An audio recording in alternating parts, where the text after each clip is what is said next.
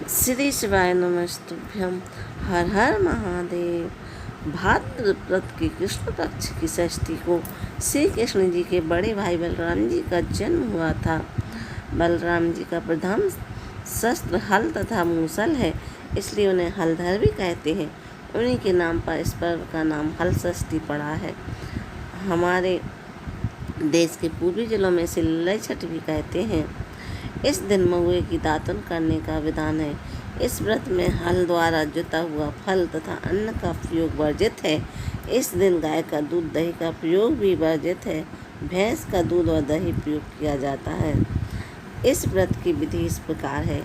इस दिन प्रातःकाल स्नादि के पश्चात पृथ्वी को लीपकर एक छोटा सा तालाब बनाया जाता है, जिसमें झरबेरी पलाश गूलर की एक एक शाखा बांधकर बनाई जा गई है।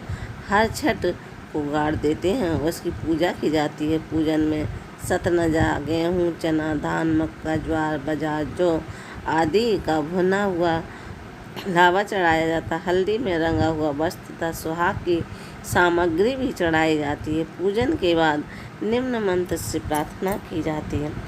गंगा के द्वारे परे कुशावते बिल्व के नील पर्वते स्नात्या कनखले देवी हरम संध्यवतीं पतिं ललित शुभभगे देवी सुख सौभाग्यदायिनी अनंत देहि सौभाग्यम म्यहम तुम्भे नमो नमः। हे देवी, आपने गंगा द्वार, कुशाव्रत, बिल्वक, नील पर्वत और कनखल तीर्थ में स्नान करके भगवान शंकर को पति रूप में प्राप्त किया है। सुख और सौभाग्य देने वाली ललिता देवी, आपको बारंबार नमस्कार है। आप मुझे अचल सुहाग दीजिए। अब कथा इस प्रकार है। गर्भवती ग्वालन के प्रसव का समय समीप था। उस समय पीड़ा होने लगी। उसे प्रसव पीड़ा होने लगी। उसका दही मक्खन बेचने के लिए रखा हुआ था। वह सोचने लगी, यदि बालक ने जन्म ले लिया तो दही मक्खन बिक नहीं पाएगा। यह सोचकर उठी और सिर पर दही मक्खन को मटकी रखकर बेचने चल दी। चलते चलते उसकी प्रसव पीड़ा बढ़ गई। वह झरबेरी की झाड़ी की ओट में बैठ गई। उसने एक पुत्र को जन्म दिया। अल्लड़ ग्वालन के बालक को कपड़े में लपेटकर वही लेटा दिया और सब मटकियाँ उठाकर आगे बढ़ गई। उस दिन नाचट थी। यद्यपि उसका दूध और मक्खन गाय भैंस का मिला हो जुला था, पर उसने बेचते समय यह बताया कि केवल भैंस का है, इसलिए उसका दूध दही बिक गया। जहाँ ग्वालन ने बच्चे को छिपाया था, वहाँ एक किसान हल चला रहा था। उसके बैल विद्युत का खेत की मेड़ पर जा चढ़े। हल की नोक बच्चे के पेट से टकरा कर जाने से बच्चे का पेट फट गया। किसान ने तत्काल झरबेरी के कांटों से बच्चे के पेट में टाँके लगाकर उसे वहीं पड़ा रहने दिया। ग्वालन ने लौटकर बच्चे को मत पाया। ग्वालन ने सोचा, मेरी पाप का फल है। आज हर छठ के दिन व्रत करने वाली अनेक स्त्रियों को गाय के दूध का दही बेचकर उनका व्रत भंग किया है, उसी का मुझे दंड मिला है। मेरा बच्चा मर गया। उसने सोचा, मुझे लौटकर अपना पाप स्वीकार कर प्रायश्चित करना चाहिए। यह लौटकर वह वहाँ आई जहाँ उसने दूध दही बेचा था। उसने गली मोहल्ले में घूम घूम कर अपने दूध दही का सारा ऐसे जो से आवाज़ लगा प्रकट कर दिया। यह सुनकर स्त्रियों ने अपने धर्म रक्षा के विचार से उसे आशीष दी।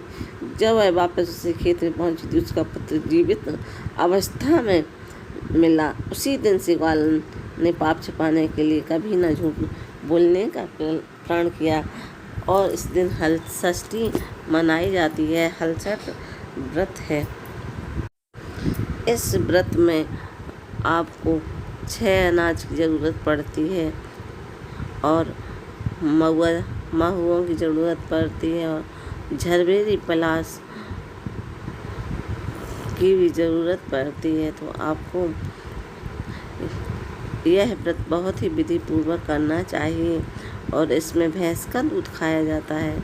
मान्यता है कि अगर आप इस साल अपनी कोई भी अगर आपकी मनोकामना है, उस मनोकामना अगर पूरी नहीं हो रही है तो उसको पूर्ण करने के लिए आपको झरबेरी जो पलाश होता है उसकी गांठ लगानी पड़ती है और अगले साल तक माना जाता है कि आपकी मनोकामना पूर्ण हो जाती है। आपकी किसी भी प्रकार की मनोकामना हो, अगर संतान नहीं हो रही हो, अगर आपकी नौकरी नहीं लग रही हो तो आप हर छठ माता से प्रार्थना करके आप गठान लगा सकती हैं और अगले साल तक आपकी मनोकामना अवश्य पूर्ण होगी।